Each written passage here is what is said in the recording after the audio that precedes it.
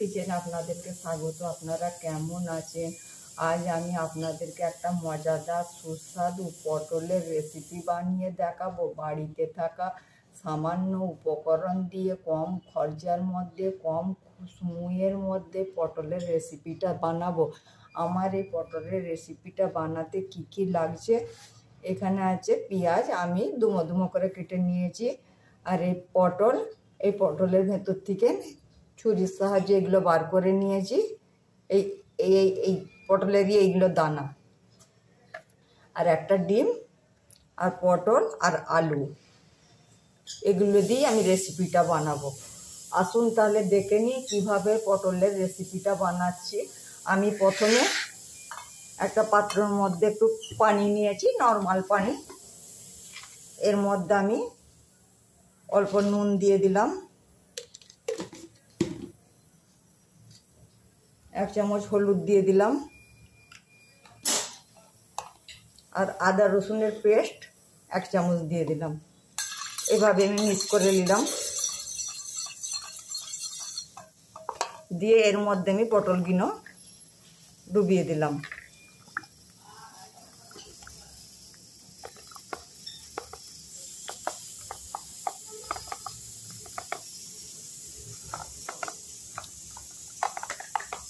পটলটার ভিতরে মশলা কিংবা নুনটা বেশ ভালো করে ভেতরে হয়ে গেল। এটা আমি 5 মিনিটের জন্য ঢেকে রেখে দেবো। 5 মিনিট হয়ে গিয়েছে। এইগুলো এবার আমি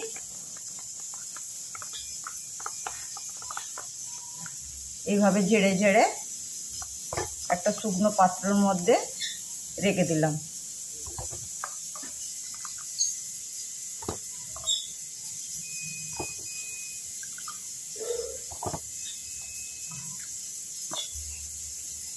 এই পানিটা আমি বাড়িতে কোনো তরকারি রান্না করলে তার মধ্যে দিয়ে দিতে পারি।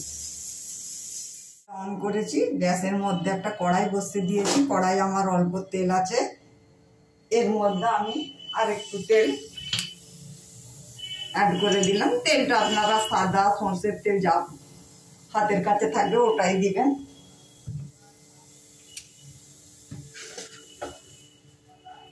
এবার আমি প্রথমে আলুগুলো দিয়ে দিলাম।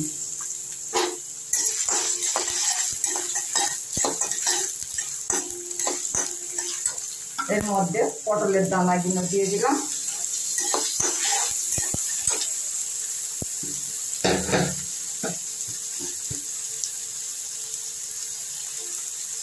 নুনটা আপনাদের পরিমাণ মতন দিবেন।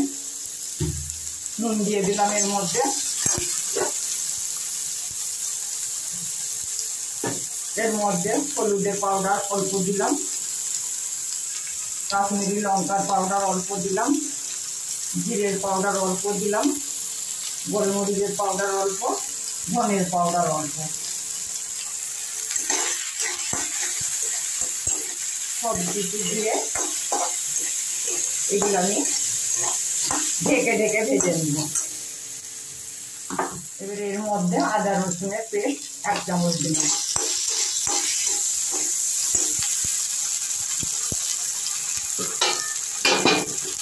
এর মধ্যে পেঁয়াজগুলো দিয়ে দিলাম।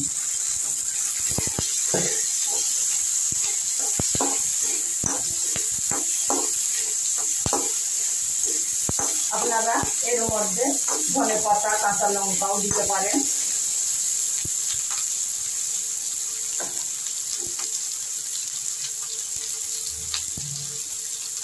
ঝাল লঙ্কার পেস্ট 1/2 চামচ দিয়ে দিলাম। আবার একবার বলছি, আপনারা এর মধ্যে ধনেপাতা কুচি কিংবা কাঁচা লঙ্কা দিতে পারেন। লঙ্কাটা আপনাদের পরিমাণ মতন।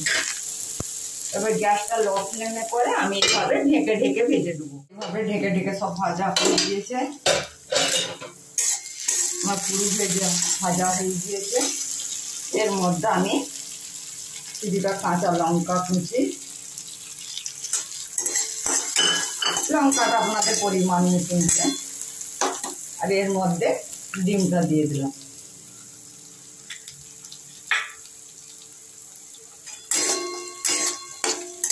আমি গ্যাসটা এখন লো ফ্লেমে করে ডিমটাকে এইভাবে নেড়ে ভেজে নিলাম।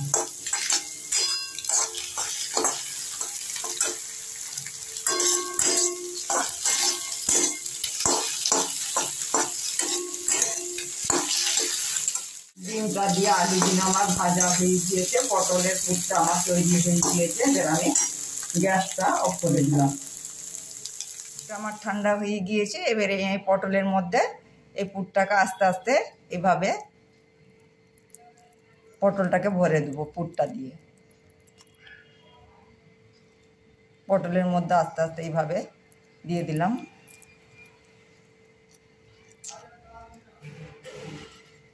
ভালো করে আঙুল ঢুকিয়ে ঢুকিয়ে চেপে চেপে দিবেন।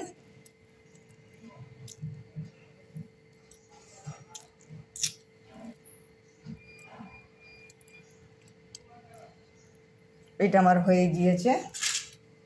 আমি পাকা পটলটা নিলাম। পাকা পটল দিয়ে করবেন আরও ভালো লাগে। আর পটলগুলো চেষ্টা করবেন একটু বড় বড় সাইজের নিতে। বড় বড় সাইজের পটলগুলো আরও ভালো লাগে। হ্যাঁ, করতেও সুবিধা হয়। আপনারাও বাড়িতে এইভাবে বানিয়ে খাবেন। আমাদেরকে তো খুবই ভালো লাগে। আশা করি আপনাদেরকেও ভালো লাগবে। আর আপনাদেরকে কেমন লাগলো আমাকে কমেন্ট করে জানাবেন।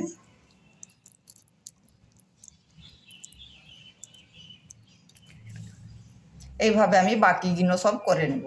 এইভাবে পটলের মধ্যে পুরগুলো সবই আমার রেডি হয়ে গেল।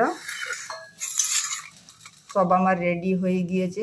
দেখলেন তো বন্ধুরা, একটা ডিম দিয়ে পুরো পরিবারের খাবার বানিয়ে ফেললাম। আমি একটা কড়াই বসিয়ে দিয়েছি। কড়াই আমি তেল দিয়ে দিয়েছি কিছুটা। তেলটা আমার গরম হয়ে গিয়েছে। আমি এই পটলের মুখগুলোতে একটু আটা দিয়ে দিয়েছি এইভাবে, হ্যাঁ, যাতে পটলের ভেতর থেকে পুরটা না বেরিয়ে পড়ে। এবার আস্তে আস্তে তেলের মধ্যে দিয়ে দিলাম।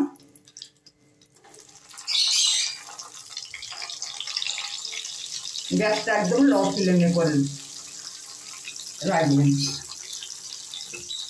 আমি সব পটলগুলোই দিয়ে দিলাম। এইভাবে আমি আস্তে আস্তে ভেজে নেব। আমি আস্তে আস্তে লাল করে নেব। এই যে পটলের মুখে যে আটাগুলো দিয়েছিলাম, আটাগুলো আমার ছেড়ে গেছে।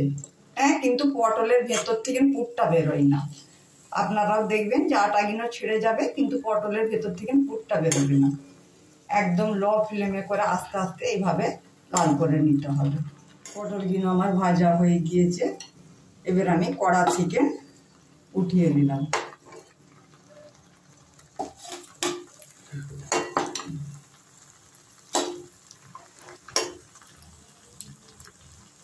তেলটা এইভাবে আস্তে আস্তে ঝরিয়ে ঝরিয়ে তুলে নিলাম।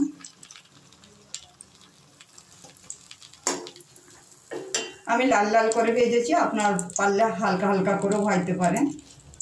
এবার আমি গ্যাসটা অফ করে দিলাম। আমার পটলের রেসিপিটা পুরো রেডি। আপনারাই গরম গরম ভাতে কিংবা পোলাও, পরাটা সব কিছু দিয়ে খেতে পারবেন। আমাদেরকে তো খুবই ভালো লাগে। আপনারাও বাড়িতে একবার বানাবেন, দেখবেন যে খুবই ভালো লাগছে। আমার ভিডিওটা যদি আপনাদেরকে ভালো লেগে থাকে, আপনারা আমাকে লাইক, কমেন্ট, শেয়ার করবেন। আর আমার চ্যানেলটা আপনারা সাবস্ক্রাইব করে দিবেন। তাতে আমার নতুন নতুন রেসিপিগুলো সহজেই আপনাদের কাছে পৌঁছে যাবে। আপনাদের কাছে আমার অনেক অনেক ভালোবাসা, দোয়া রইল। আপনারা ভালো থাকবেন, সুস্থ থাকবেন।